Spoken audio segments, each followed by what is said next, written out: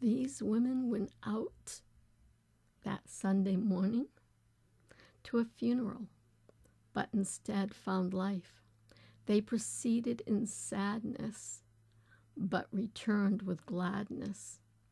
Going, their hearts were heavy. Coming back, their hearts were light.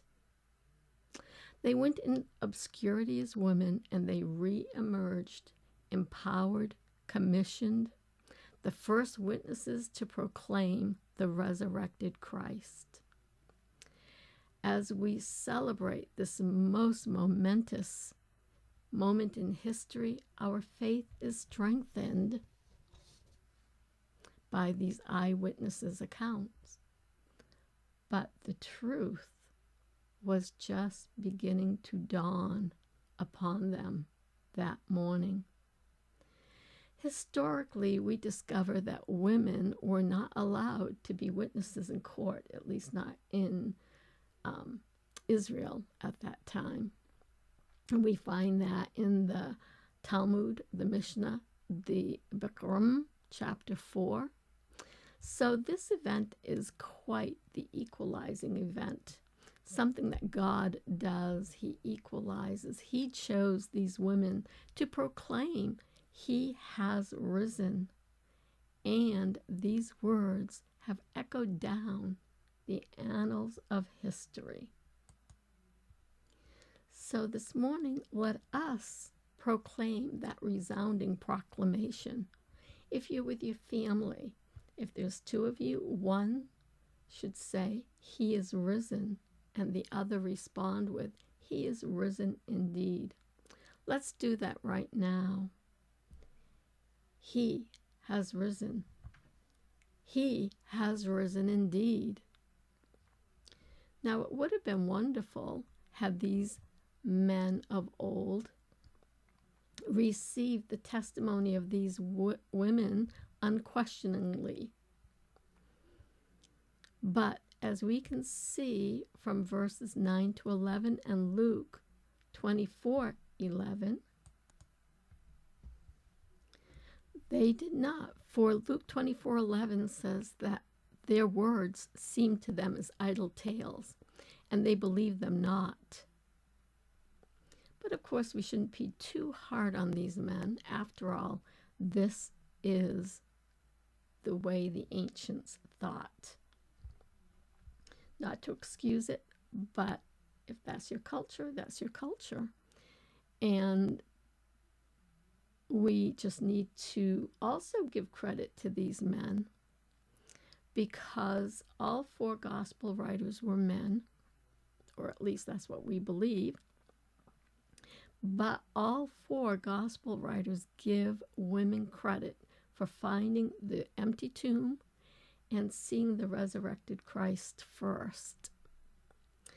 This fact tells us that these men were honest men, that they did not lie, even though had they made themselves out to be the ones to see Jesus first in that day and age, it would have looked better for them, but instead they wrote the truth.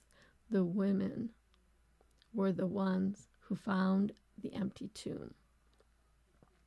That, in that day and age, believe it or not, was an embarrassment. It could have been held against them, and yet it wasn't.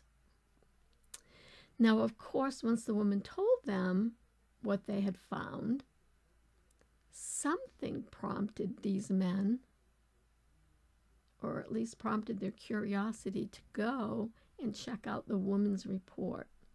Evidently, the relationship between these men and women were of such that when the woman reported it, they may not have fully believed them, but it made them question, so they went to check it out.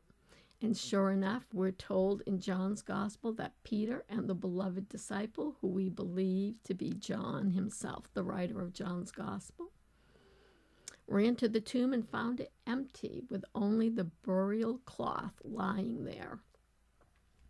This is a pivotal moment in all of their lives.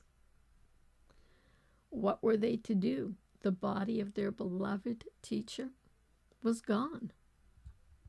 Where? How? Why? They must have been filled with a lot of questions, and perhaps in that moment more fear crept in, because who would take his body? What purpose would it serve?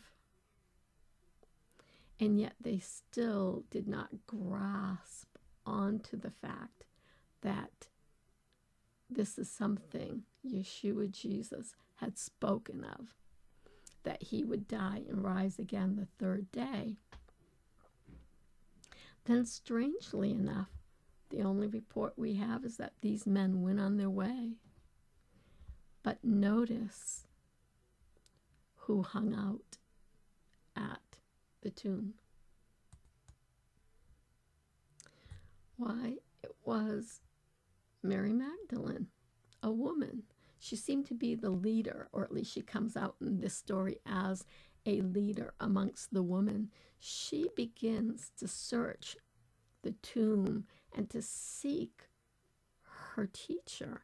What has happened? We might even think of her today as the first female historic detective or investigator. She is investigating what is going on there. But she's so emotionally distraught that even when an angel invites her to come into the tomb, and isn't this a wonderful thing about God? And I've said this for those of you who follow me and know me, God is a God of an invitation. He will do something and invite us to come and see. So here he's inviting Mary Magdalene into the tomb. Come and see. He's not here. He has risen.